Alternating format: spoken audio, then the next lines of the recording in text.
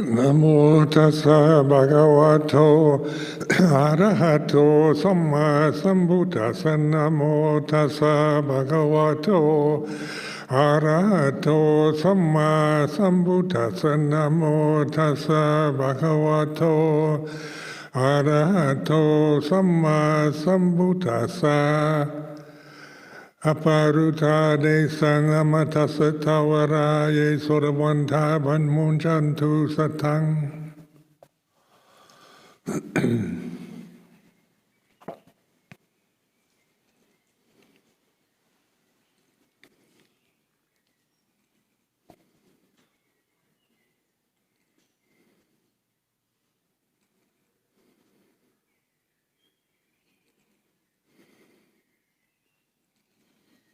So this afternoon, I take this opportunity, the half-moon day, which we celebrate in this tradition, and the learning to trust in awareness is a common question. How do you do that? What do you mean by that? Because, you understand the words and the meaning, but the reality,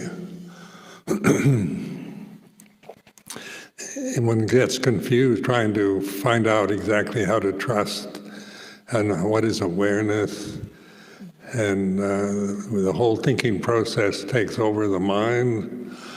So we, am I really trusting my awareness, or am I not, or is this the path, or it isn't the path, or so this is doubt. And so doubt always creates, it's one of the defilements that we need to learn from. Doubting is what we tend to do with the thinking process. And practicing all these years, practicing trusting awareness,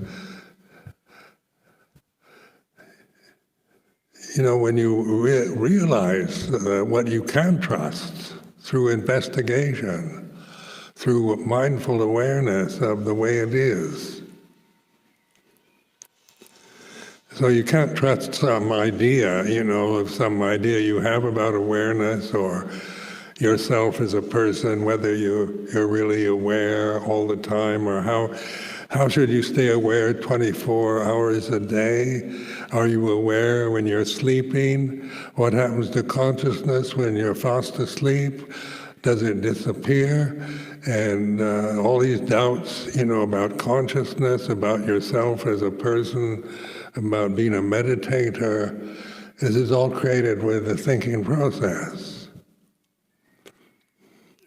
So in the third fetter of the Sangyojanas, the fetter that blocks the insight into a path that you can trust is doubt.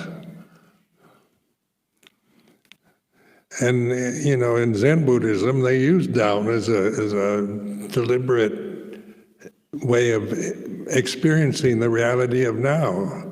So these Zen techniques of koans, where the master gives the disciple some totally incomprehensible something to prove, what is your original face before you were born, and you try to think about that. Before I was born, I didn't have a face, or was my original face, and you just get caught up in doubt. You try to figure it out intellectually. These conundrums, these koans, you always end up with doubt. And so doubt is when you stop thinking. It's actually not a real defilement. It's an insight.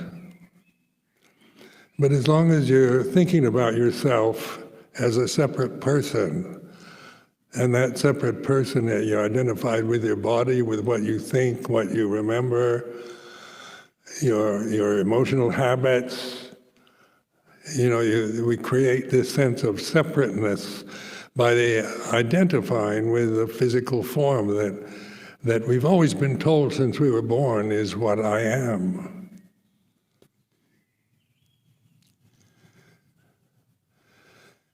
So we can't help that because the cultural conditioning is very much based on the belief, total belief, not on trust, not on insight. What we're told is that we are this human form, we're a boy or a girl, or, so we identify with these different conditions that we get, when we're still innocent, we're not reflecting on it, we just grasp what we're given by our parents, by our peers, by our society, without question.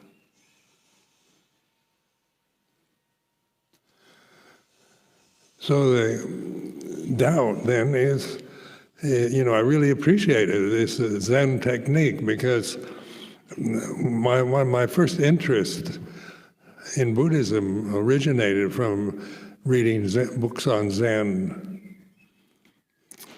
Zen Buddhism began in the Bay Area of California. There was tremendous interest in the 1950s in Zen Buddhism.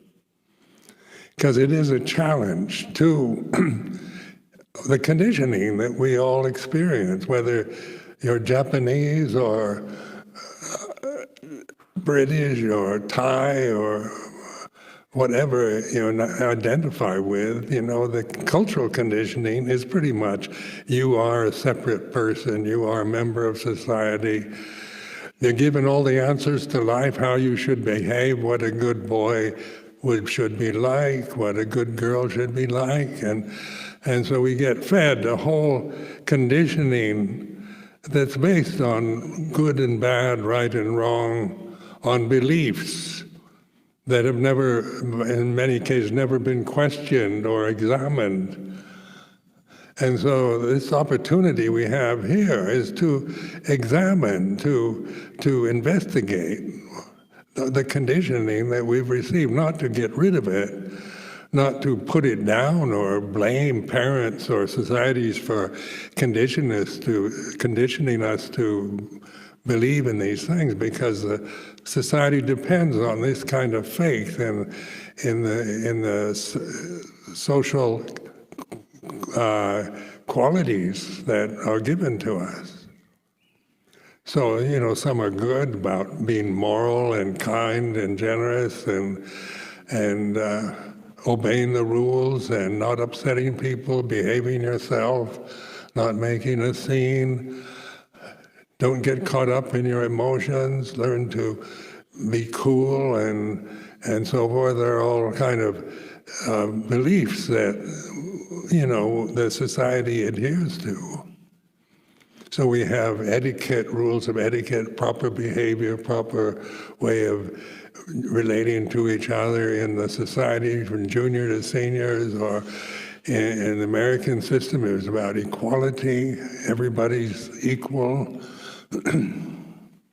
And so these are conditioned patterns given to you when you were an innocent child. Innocence is like that. It's pure, so it's conscious, fully conscious, pure consciousness, and it's open without reflection. So wisdom is not operative at that age. There's a natural, instinctual kind of wisdom for survival. But the wisdom of the Buddha is through this investigation of the way things are. So the word trust itself, in translating Pali words into English meanings is quite a challenge, because Buddhism is a religion that originated in India. They use Pali and Sanskrit.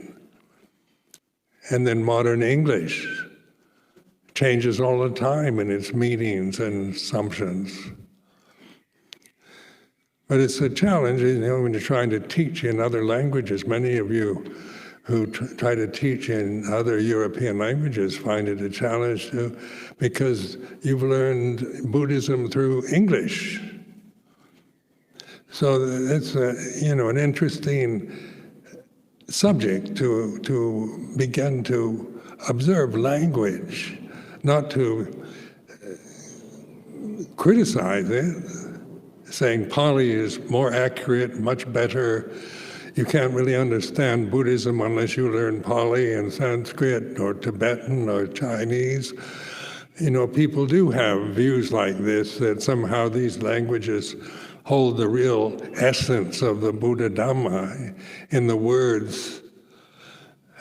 And the Pali words are, it's an ancient language. It's no longer really a living language spoken by a population. But it's to be respected. But in this situation, we find ourselves with the English language. So when we talk about trust, what is that? Say as contrasted to belief.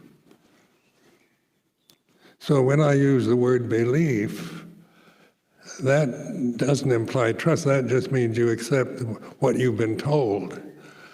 You've been told what's right, what's wrong, what you should be, what you shouldn't be, and you believe that. So social conditioning, cultural conditioning is all about believing in Buddha Dhamma, in Christian doctrine, in Islamic law, and so you believe in these, what you're told, without investigation. So belief is one aspect of the conditioning process, where the teacher says to believe in Buddhism. But then in meditation, in bhavana, it's learning to trust. And so in this trust, what can trust at this moment, that every one of us is capable of trusting, is that we know we're aware, we're conscious.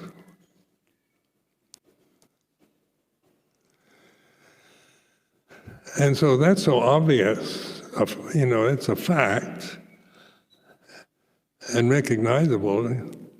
So it's not some kind of mystical teaching that you believe in, because everyone here knows, they're aware, they're conscious at this moment. You hear what I'm saying. How does it affect you on a feeling level, emotional? So then you begin to trust your awareness rather than just the words that I'm saying, or your own interpretation of what I'm saying, to begin to really trust in awareness, in mindfulness.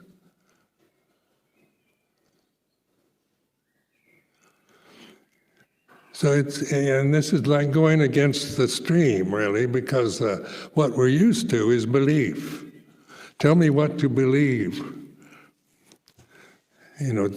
Teachers, Ajahn should, please Ajahn, tell me what to believe, how to behave. And so, teachers,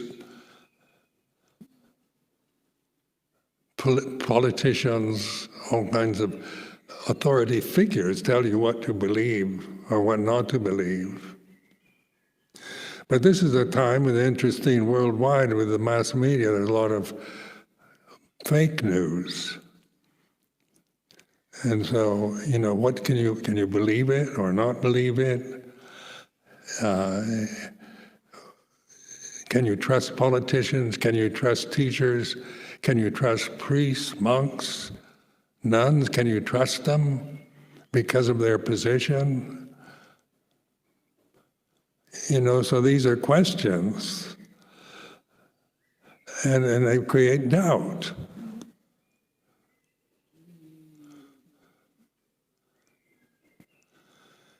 And then we're aware that we don't know what to believe. not sure what it's all about. What's the meaning of life anyway? What's the purpose of monastic life? Are we just wasting our time, or does it have a meaning? Tell me the meaning, Ajahn Sumedho, and then, I might give you some wise definition of the purpose of monastic, some inspiring concepts you might believe. But they're still only words, whether they're inspiring or depressing. Words have that effect on us, don't they? We're very emotionally conditioned. So praise and blame, affect us very profoundly.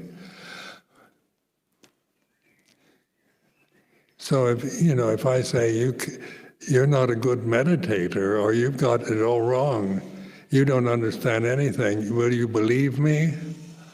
Or if I tell you you're a stream enter or an arhat, will you believe me? Then some people will believe me or doubt me. But what you can actually know is you don't know. I don't know what I am, but there's a knowing of not knowing. The awareness of the feeling of, if I'm not the body, I'm not the name, the position, the conventional form, my feelings, my memories, and my hopes, expectations, my emotional habits, I'm not any of that. It's all anatta, no self. What am I? And there's doubt, isn't it? What am I? Who am I? Is a question that creates this doubt. And this doubt is what you can know that you don't know. And it's learning to trust this kind of knowing, this awareness of the way things are, rather than trying to find whether I'm speaking the truth, or it's fake news, or right or wrong, or what it actually, did Buddha taught like this, or did he really teach this kind of thing, or so then there's different forms of discussions, Buddhist discussions on what the Buddha really taught, the true words of the Buddha, the real words of the Buddha Vajana. The words of the Buddha straight from the suttas are what you have to believe if you want to be a Buddhist. You have to keep the 5 precepts at least to be a Buddhist. You have to believe in reincarnation. And you have to believe in anatta, no self. If you're a Buddhist, you believe in all these words. But is that what the Buddha really wanted us to do?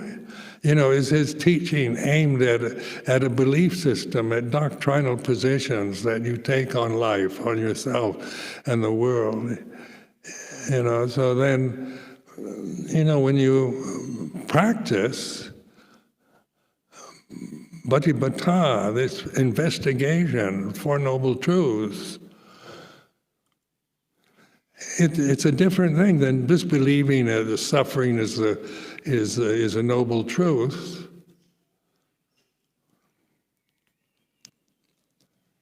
That's not a very comfortable belief. And inspiring, more like God loves us. Everything is love and kindness, and our purpose of our life is to find this universal unconditional love and live our lives happily forever after. Might inspire us. Those are inspiring concepts. All about love is very inspiring. Unconditional love, metta, karuna, mudita, upekkha can inspire. And what is aware of when you feel inspired? Who is that? That's aware when some monk or nun gives you a really inspiring Dhamma talk. You feel like this. Inspiration is one thing that language can create. So many religions depend on inspiring people for hope and expectation, either in this life or the next life. But this life is like this right now. This life is like this at this moment. However you experience this moment, whatever feeling you might be having in regards to what I'm saying, what you're hearing, because you're listening to this voice, this monk speaking on this microphone, and it's like this. And as you pause, rather than try to figure out what it's like, because it's not like anything, it's going to be different for each of us in terms of how we react or respond to this kind of talk.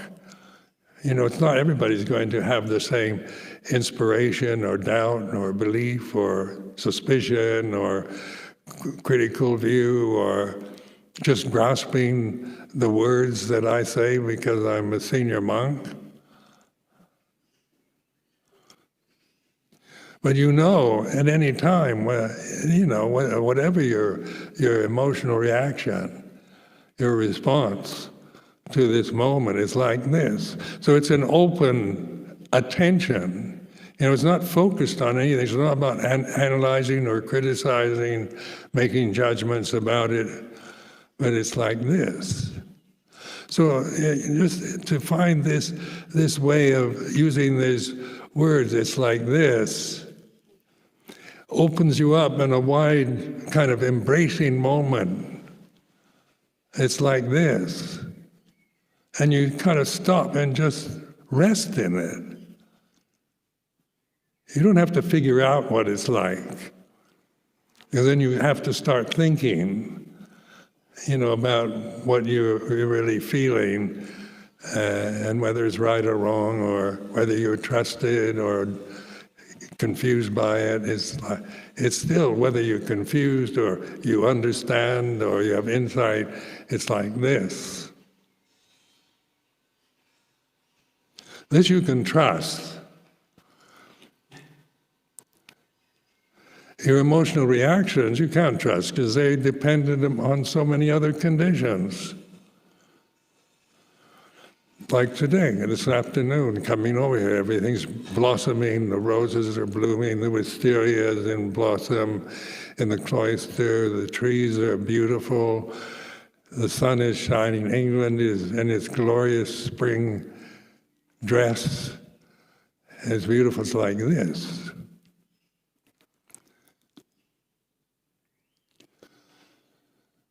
So, when you feel inspired or happy about the sun shining in springtime in England is like this,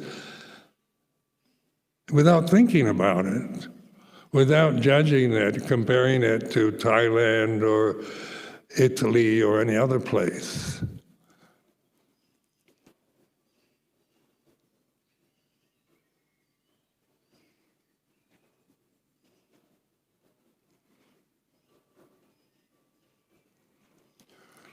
So in Pali, they have a word, dattata,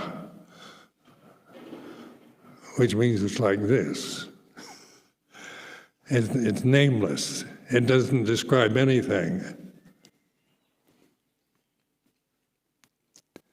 In English, we have to use these words. It's like this, or the way it is.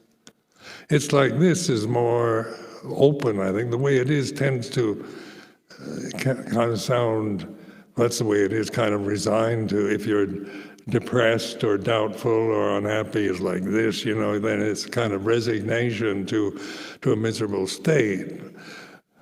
But it's like this, it isn't about resignation in some negative, doubting, attachment to doubt or negativity. It's just an open receptivity in the present moment.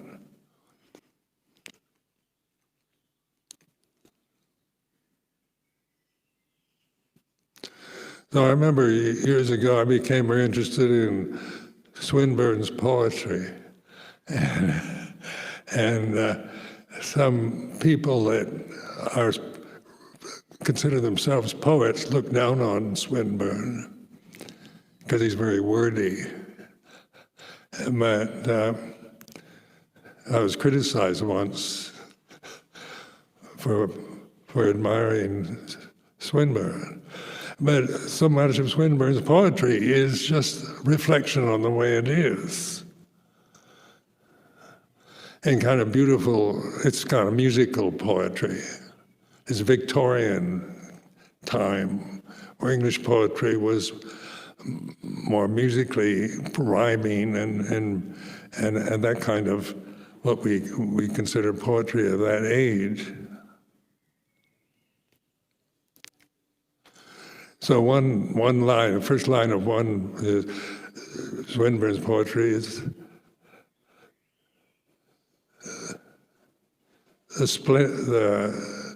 the silence of noon and the splendor of silence felt, seen and heard of the spirit within the sense. So that's a reflection, it's not a judgment. Silence and splendor, like the splendor of the afternoon here at Amaravati is like this.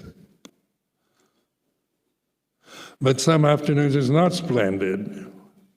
It is wet and cold. It's like this. Felt, seen, and heard of the spirit within the sense. So we feel, we're feeling, these forms are sensitive forms. So they're going to feel heat and cold and see beautiful sunny springtimes or cold rainy winters or, wherever you are, there's positive and negative aspects to the weather. I think of Thailand, with its, is a tropical country where it's warm all the time.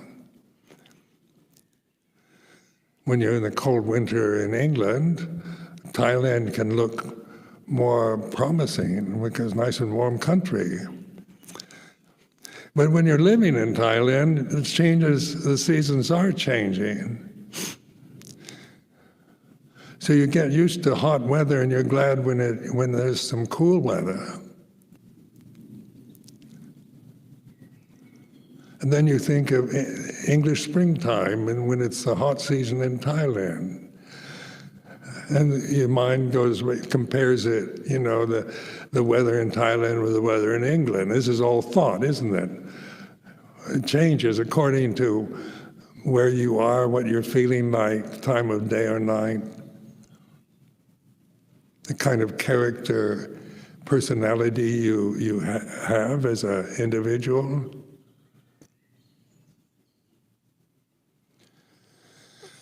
Like personality itself. We say somebody has a good personality or they don't have any personality. These are value judgments. What is personality? Are you the same person? Do you think the same thoughts 24/7? When you have a good personality, is it good all the time, or does it change according to other conditions? So in the way it is this observing, recognizing the way the changingness of phenomena. It's like this. It's not to judge it as right or wrong, good or bad, but change is like this. And so, and noticing that these words kind of open you in a wide, you're kind of embracing the moment rather than defining it. Rather than trying to figure out what you are or who you are, you embrace. It's like this. Whether you're in a good mood or a bad mood, whether everything's going well or everything is falling apart, it's like this, is always something you can trust, because it's not about comparing happy days with unhappy days or positive with negative. It's not about trying to just be positive about everything and try to convince yourself you're happy all the time. It's not about kind of informing yourself endlessly in positive thoughts, memories, and then feeling guilty when you feel angry or upset or jealous or frightened. So when you're trying to be a positive person, as a person, some people are better at it than others. But many people live in a world of critical obsessions, like depressive states of mind, unhappiness, doubt, worry, anxiety. And the modern society here in the UK, people complain about stress and being tension. And yet life has never been more comfortable, I think, in any time, any recorded historical time, physically. You've got stable government and there's so many positive things, in terms of convenience, comfort, life-saving machines, life-saving mechanisms, way to medical science that prolongs your lifespan, and all kinds of luxuries available to average people.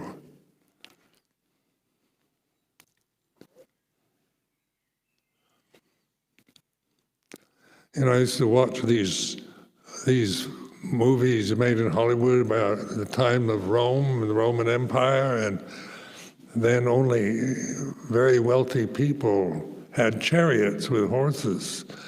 Now everybody's got a chariot. Amaravati has chariots. Automobiles now are, available to anyone who has the money to purchase them. So it's so convenient with high technology, communication worldwide. I can phone Thailand today, right now, on an iPhone. Talk to Ajahn Liam, just to dialing, pressing on the right numbers on a phone sitting here in the temple. So it's kind of magic, modern technology is like magic. But people endlessly complain about stress and anxiety and worry. I remember growing up in a household where my parents worried constantly about the future. So, this says, and yet we had quite a comfortable life. But this worry is about thinking, about the unknown, about the future. And if you're a very positive and negative person, then the future is all about climate change and overpopulation and pandemics. There's so many ominous suggestions about the future, whether planet Earth will be inhabitable in 2050. So this is something to worry about right now.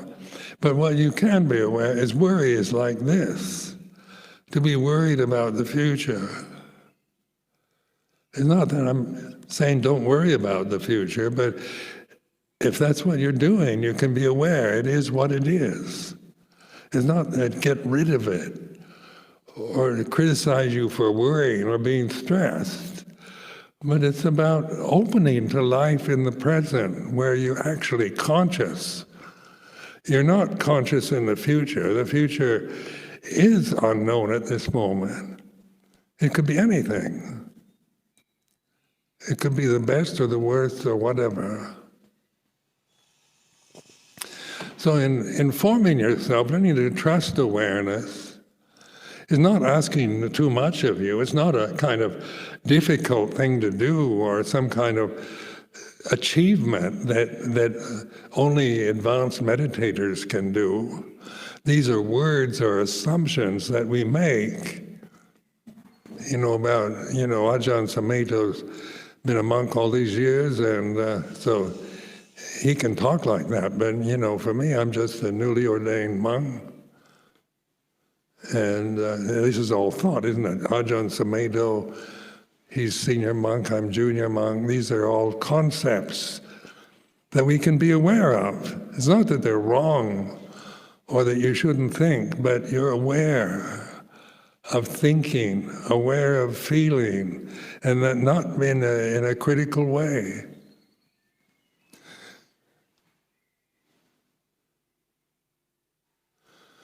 So like just Amaravati is like this. And so this is a way of, opening wide to Amaravati. Whatever you're feeling about it at this time is not, you're not expected to, telling you how you should feel or how wonderful Amaravati is. Then you'd have to, I'm trying to convince you to believe me that Amaravati is a very nice monastery. And, the teaching is good, and Vinaya is good, and beautiful scenery, very nice part of England. You should be grateful and happy here because it's a very ideal monastery. That might inspire you. Some will just doubt it. And I'm trying to convince you that you should believe what I'm saying. And you can be aware of the life as you experience it. And not saying that I shouldn't try to inspire.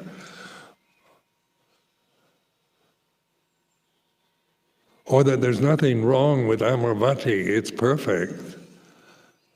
Because that's another concept. But it is awareness that is the path to the deathless.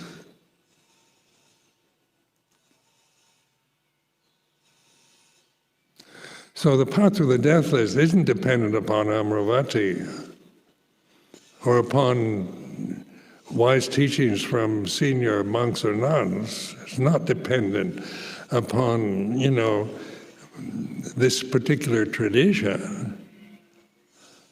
Liberation is always about the way it is.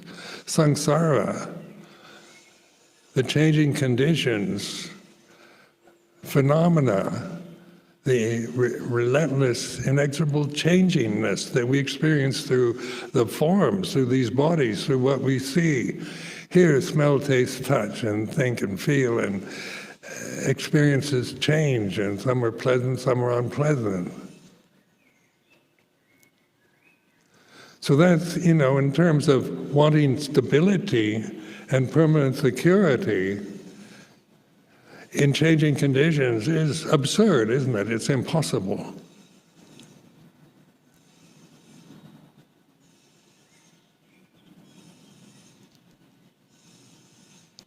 It's impossible to put your trust in something that's endlessly changing, even at its peak moments. The honeymoon period, the great romance, the great achievement, the accolades, the titles you might receive, the good health you might experience, is not to be denied, but it is going to change, because that's the nature of phenomena, of sankhara, of conditions. So trusting in awareness is just an invitation or encouragement to trust in the reality that is available here and now. That's trust, that's not just belief in what I'm saying or in believing and trusting in awareness. Those are words too. Because awareness can be anything. It can be full of doubt and fear So, in terms of what you're aware of, has qualities and conditions that might be very unpleasant. But it's like this anyway, whether it's painful or pleasant, healthy or sick, sun shining, warm weather, cold winters. Everybody's living in harmony, or the monastery is falling apart. So then, these are conditions dependent on other conditions. So conditioned phenomena is very undependable, unstable. So when we look for security in wealth and in position and in good health and in relationships, we're putting our faith in something that can't sustain itself on that level of being pleasant and beautiful and right. It's impossible.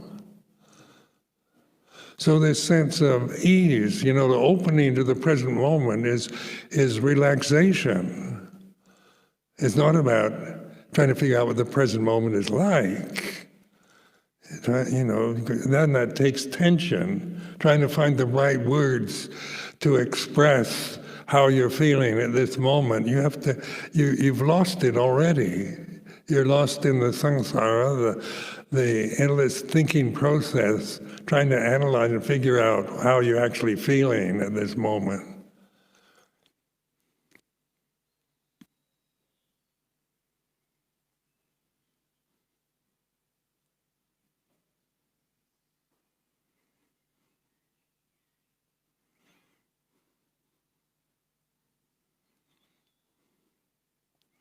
So it's, when you visit another monastery, or you go to live in Chithurst, or go to live in Thailand, it's like this.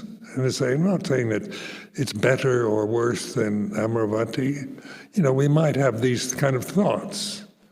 Is Chithurst better than Amaravati? Might arise. But that's a thought. And Chithurst is like this, and when you're there, it's like this. Whatever mood or state of mind or reaction you might have to physically being in a different monastery is like this.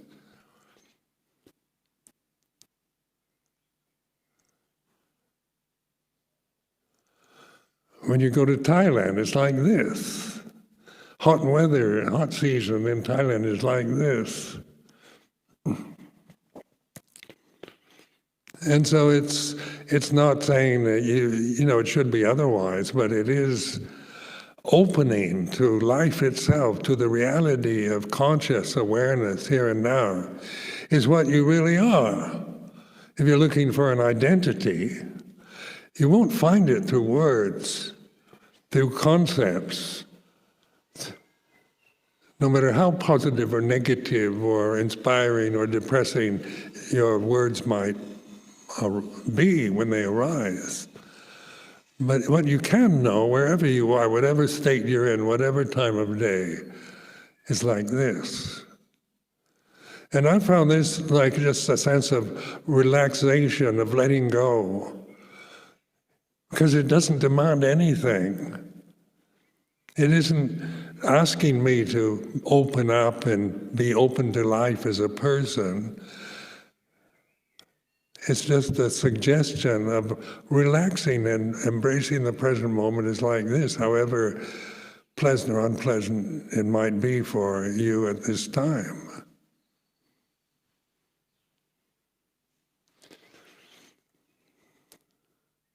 So when Luang Por Chah told me that meditation, this was years ago when I was learning Thai, I was asked Luang Por Chah to define meditation for me. Then he said, Pak Pon Tang Jit Jai, which translated as holiday of the heart.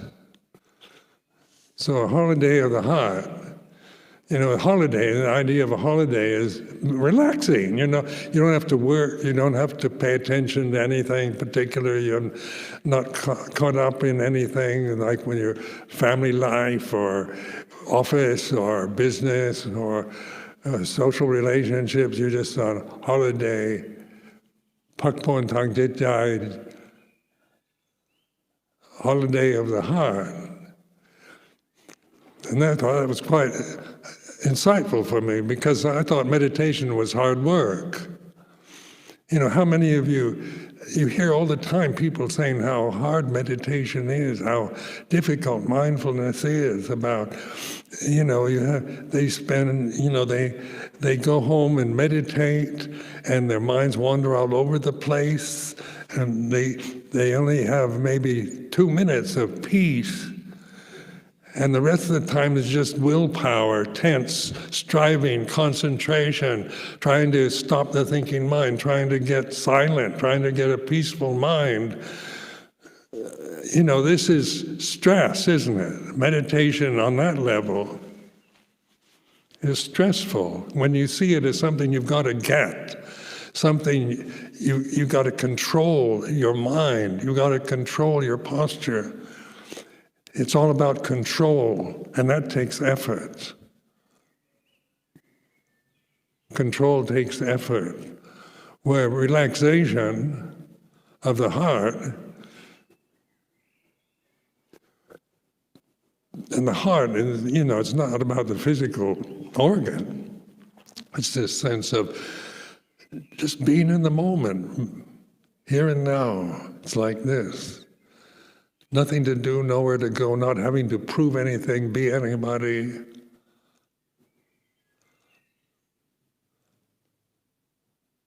And then the mind starts, but you have duties to perform, you've got meetings to attend, you have to be responsible, and all the tyrants of conscious thinking come into our mind, about our position, our responsibilities, our duties. And that creates tension, because those are very intimidating thoughts.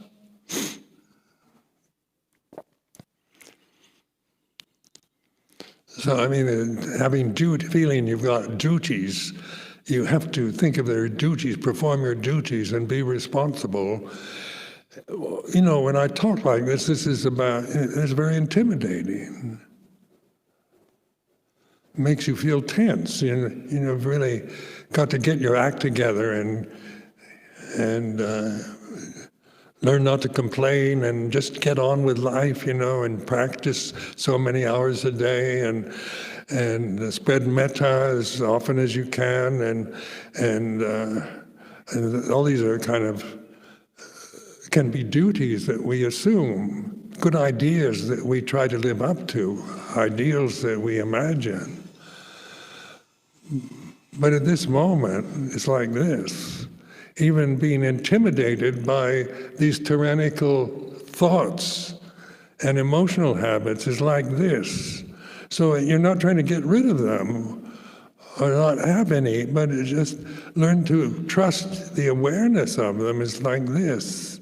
Because their nature is to arise and cease in consciousness. They're impermanent, they're not self. And it's this, this sense of, as you become senior in the Sangha, you're expected to have duties, responsibilities, and becoming Jalawat or abbot of a monastery, or senior monk or nun, and all the kind of intimidating reactions we have to these positions. So I remember just trying to establish Wat Banana Chat, in Thailand, where suddenly I was a head monk, 8 pansas only, 8 years, taking position of senior monk. And then I thought, I've got all these duties, I'm a teacher now, I can't even call myself Ajahn Sumedho because I don't have 10 pansas. And, and when the pansa began, I went to Luang Por Chah. I said, I can't give dependence because the Vinaya says you have to have 10 years to give dependence to other monks. All doubts about whether I can give dependence. And I ate pansas. I'm not an Ajahn. And yet I'm expected to have all these duties of an Ajahn and operate as a senior monk without any previous experience of such duties or obligations. So, then the feeling is very confusing. But I did have the wisdom at the time to observe that. Even, as I was very junior at that time, still, there was enough insight to trust the awareness of it.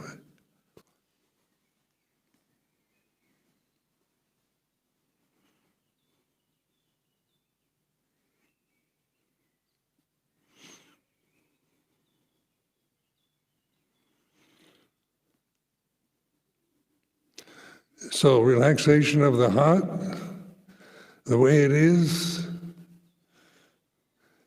these are concepts to kind of reflect upon when you're caught up in emotional habits, and the critical mind starts accusing you of being irresponsible or not good enough, or you're not a good meditator, or you can't do it. You don't understand what Ajahn Sumedho is saying. There's still awareness of it, isn't it? Just the feeling I can't meditate is like this. If you believe me that you can meditate, that's one step forward at least, but it's still not it. It's learning to trust. So these two words, belief. In the beginning, we believe. We believe the Buddha. We believe in the Four Noble Truths. We believe in the three refuges, the Buddha, Dhamma, Sangha. We believe in rebirth and reincarnation. We believe in the Devada realms and the Brahma realms and the lower realms. We believe in, according to the scriptures, so that's information on the Bhariyati level, so we accept that, and we start with belief. And that creates a certain amount of trust and interest in practice, in bhatibhata. But just believing in Buddhism and in all those Buddhist teachings, it's kind of missing the point. It's skillful, it's good karma, but it's not liberating till you trust in awareness. And from my experience, that's the whole magnificence of the Dhamma teaching of the Buddha, is that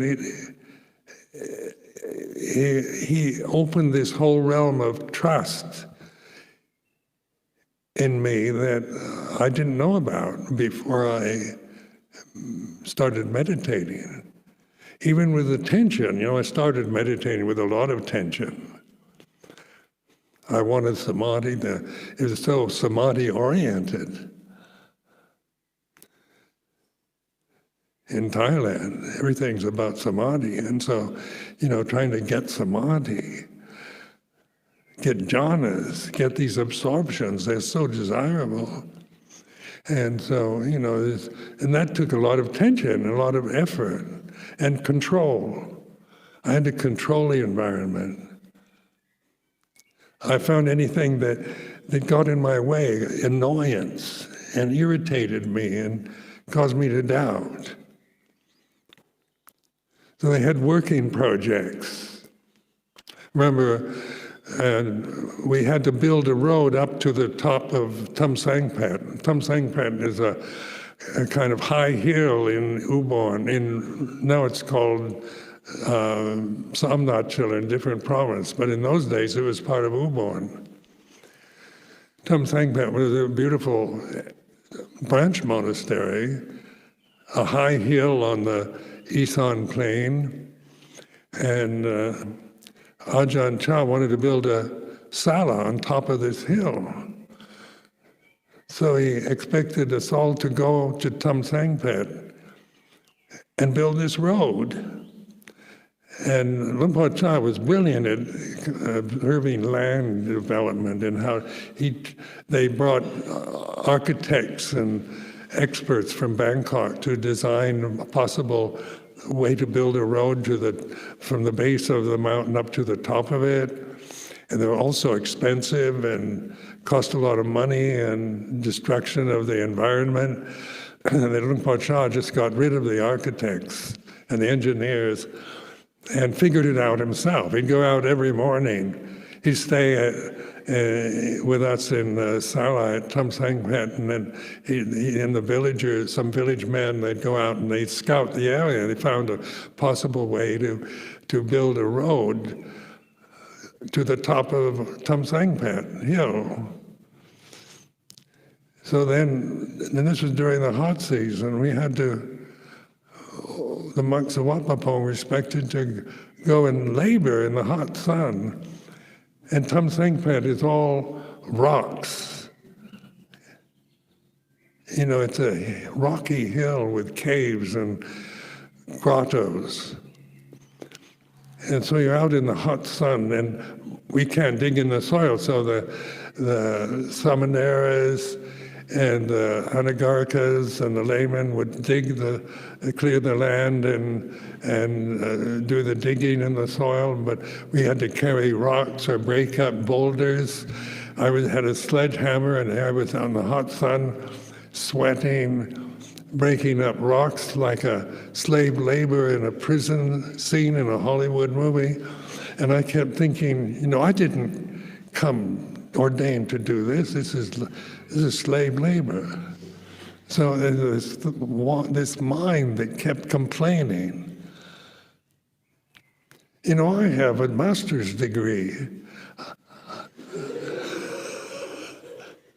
And here I am breaking rocks in northeast Thailand, like on a chain gang almost. Because we had to work till it was dusk.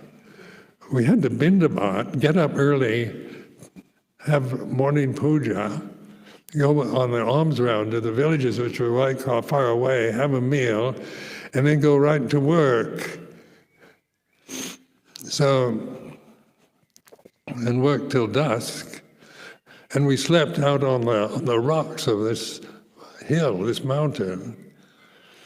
And then Luang Por Chah was like a living example to us because he was there all the time, working with the rest of us. So, as much as my mind complained and compared, I didn't come to ordain to be a slave laborer, and all these kind of negative thoughts arose, I began to let go of them.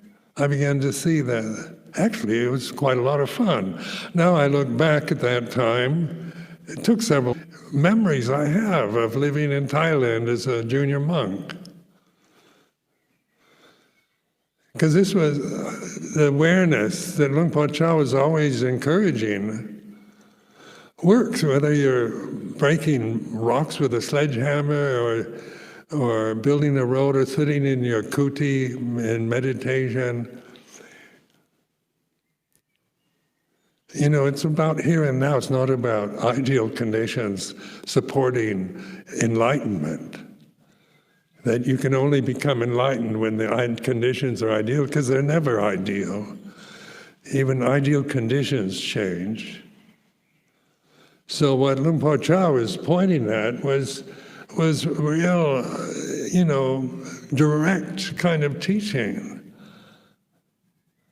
And he was a living example of that, because he was one who trusted in his awareness of the way things are. So I offer this as a reflection